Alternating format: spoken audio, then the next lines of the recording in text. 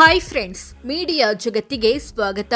Friends, IPL ನ ಎಲ್ಲಾ ಸೀಸನ್ಗಳ ದುಬಾರಿ ಆಟಗಾರರು ಯಾರು? ಅವರನ್ನ ಎಷ್ಟು ಕೋಟಿಗೆ ಯಾವ ತಂಡ ಖರೀದಿಸಿತ್ತು? ಆರ್ಸಿಬಿ ತಂಡ ಖರೀದಿಸಿದ ದುಬಾರಿ ಆಟಗಾರ ಯಾರು? ಎಲ್ಲವನ್ನ ಈ ವಿಡಿಯೋದಲ್ಲಿ ತೋರಿಸ್ತೀವಿ. ಇಂಟ್ರೆಸ್ಟಿಂಗ್ ಆಗಿರೋ ಈ ವಿಡಿಯೋವನ್ನ ಕೊನೆವರೆಗೂ ನೋಡಿ. ಅದಕ್ಕೂ ಮುನ್ನ ನೀವಿನ್ನು ನಮ್ಮ ಚಾನೆಲ್ಗೆ ಸಬ್ಸ್ಕ್ರೈಬ್ ಆಗಿಲ್ಲ ಅಂದ್ರೆ ಈಗಲೇ ಸಬ್ಸ್ಕ್ರೈಬ್ ಆಗಿ. ಎಂಎಸ್ ಧೋನಿ 2008ರಲ್ಲಿ ನಡೆದ ಮೊದಲ ಐಪಿಎಲ್ ಹರಾಜಿನಲ್ಲಿ ಎಂಎಸ್ ಧೋನಿ ಸುಮಾರು 6 ಕೋಟಿ ರೂಪಾಯಿಗೆ ಹರಾಜಾಗಿದ್ರು. ಇವರನ್ನ ಖರೀದಿಸಿದ್ದು ಸಿಎಸ್ಕೆ ಅಥವಾ ಚೆನ್ನೈ ಸೂಪರ್ ಕಿಂಗ್ಸ್ ತಂಡ. ಫ್ಲಿಂಟಾಫ್ ಮತ್ತು ಪೀಟರ್ಸನ್. ಇಂಗ್ಲೆಂಡ್ ಮೂಲದ ಇವರಿಬ್ರು 2009ರ ಐಪಿಎಲ್ ನಲ್ಲಿ ಅತಿ ಹೆಚ್ಚು ಬೆಲೆಗೆ ಹರಾಜಾಗಿದ್ರು. ಇವರನ್ನ ತಲಾ 7.35 ಕೋಟಿ ಕೊಟ್ಟು ಖರೀದಿಸಲಾಗಿತ್ತು. ಫ್ಲಿಂಟಾಫ್ ರನ್ನ ಸಿಎಸ್ಕೆ ಖರೀದಿಸಿದ್ರೆ ಪೀಟರ್ಸನ್ ರನ್ನ ಆರ್ಸಿಬಿ ಖರೀದಿಸಿತ್ತು.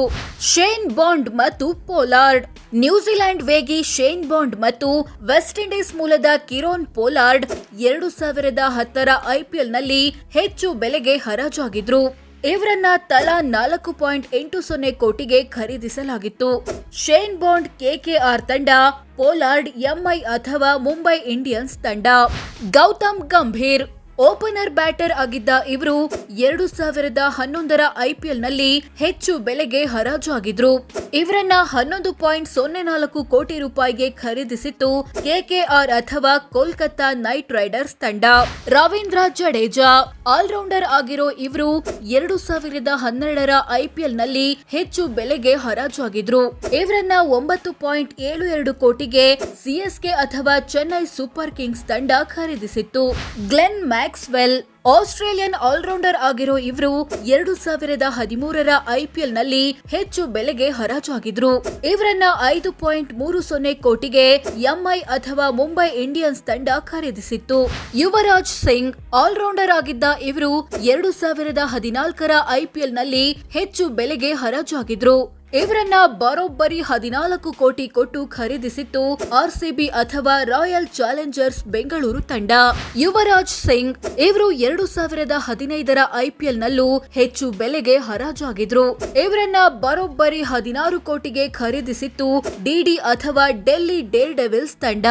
ಶೇನ್ ವ್ಯಾಟ್ಸನ್ ಆಸ್ಟ್ರೇಲಿಯಾ ಮೂಲದ ಆಲ್ರೌಂಡರ್ ಆಗಿದ್ದ ಇವರು 2016ರ ಐಪಿಎಲ್ ನಲ್ಲಿ ಹೆಚ್ಚು ಬೆಲೆಗೆ ಹರಾಜಾಗಿದ್ರು.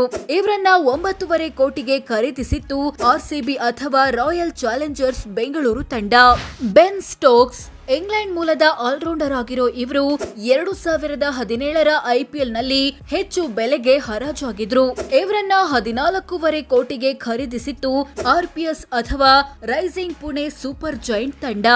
ಬೆನ್ ಸ್ಟೋಕ್ಸ್ ಇವರು 2018ರ ಐಪಿಎಲ್ ನಲ್ಲೂ ಹೆಚ್ಚು ಬೆಲೆಗೆ ಹರಾಜಾಗಿದ್ರು. ಇವರನ್ನ 12.5 ಕೋಟಿ ಕೊಟ್ಟು ಖರೀದಿಸಿತ್ತು ಆರ್ಆರ್ ಅಥವಾ ರಾಜಸ್ಥಾನ್ ರಾಯಲ್ಸ್ ತಂಡ. ವರುಣ್ ಮತ್ತು ಜಯದೇವ್ ಇವರಿಬ್ರು 2019ರ ಐಪಿಎಲ್ ನಲ್ಲಿ ಹೆಚ್ಚು ಬೆಲೆಗೆ ಹರಾಜಾದ ಆಟಗಾರರು. ಇವರನ್ನ ತಲಾ 8.40 ಕೋಟಿಗೆ ಖರೀದಿಸಲಾಗಿತ್ತು. ವರುಣ್ ಚಕ್ರವರ್ತಿಯನ್ನ ಕಿಂಗ್ಸ್ 11 ಪಂಜಾಬ್ ತಂಡ ಖರೀದಿಸಿದ್ರೆ ಜಯದೇವ್ ಉನದ್ಕತ್ ರನ್ನ ರಾಜಸ್ಥಾನ್ ರಾಯಲ್ಸ್ ಖರೀದಿಸಿತ್ತು. ಪ್ಯಾಟ್ ಕಮಿನ್ಸ್ ಆಸ್ಟ್ರೇಲಿಯಾ ಮೂಲದ ಆಲ್ರೌಂಡರ್ ಆಗಿರೋ ಇವರು 2020ರ ಐಪಿಎಲ್ ನಲ್ಲಿ ಹೆಚ್ಚು ಬೆಲೆಗೆ ಹರಾಜಾಗಿದ್ರು. ಇವರನ್ನ ಬರೋಬ್ಬರಿ 15.5 ಕೋಟಿ ಕೊಟ್ಟು ಖರೀದಿಸಿತ್ತು ಕೆಕೆಆರ್ ಅಥವಾ ಕೋಲ್ಕತ್ತಾ ನೈಟ್ ರೈಡರ್ಸ್ ತಂಡ. ಕ್ರಿಸ್ ಮೋರಿಸ್ ದಕ್ಷಿಣ ಆಫ್ರಿಕಾ ಮೂಲದ ಫಾಸ್ಟ್ ಬೌಲರ್ ಆಗಿರೋ ಇವರು 2021ರ ಐಪಿಎಲ್ ನಲ್ಲಿ ಹೆಚ್ಚು ಬೆಲೆಗೆ ಹರಾಜಾಗಿದ್ರು. ಇವರನ್ನ ಬರೋಬ್ಬರಿ 16.25 ಕೋಟಿಗೆ ಖರೀದಿಸಿತ್ತು ಆರ್ಆರ್ ಅಥವಾ ರಾಜಸ್ಥಾನ್ ರಾಯಲ್ಸ್ ತಂಡ.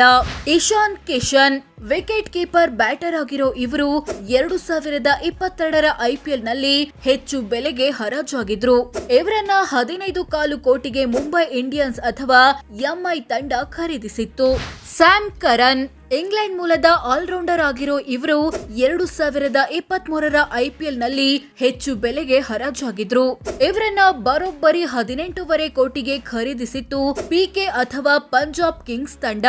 ಮಿಚೆಲ್ ಸ್ಟಾರ್ಕ್ ಆಸ್ಟ್ರೇಲಿಯಾ ಮೂಲದ ಫಾಸ್ಟ್ ಬೌಲರ್ ಆಗಿರೋ ಇವರು 2024ರ IPL ನಲ್ಲಿ ಹೆಚ್ಚು ಬೆಲೆಗೆ ಹರಾಜಾಗಿದ್ರು.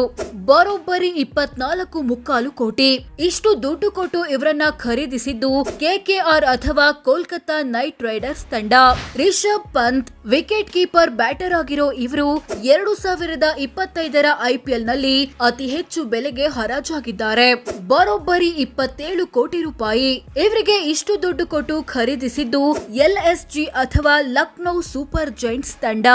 ಸೊ ಫ್ರೆಂಡ್ಸ್, ಇದಿಷ್ಟು IPL ನ ಎಲ್ಲಾ ಸೀಸನ್ ಗಳಲ್ಲಿ ಹೆಚ್ಚು ಬೆಲೆಗೆ ಹರಾಜಾದ ಆಟಗಾರರು ಯಾರು, ಅವರನ್ನ ಎಷ್ಟು ಕೋಟಿಗೆ ಯಾವ ತಂಡ ಖರೀದಿಸಿತ್ತು ಅನ್ನೋದನ್ನ ತಿಳಿಸಿಕೊಡೋ ಪ್ರಯತ್ನ.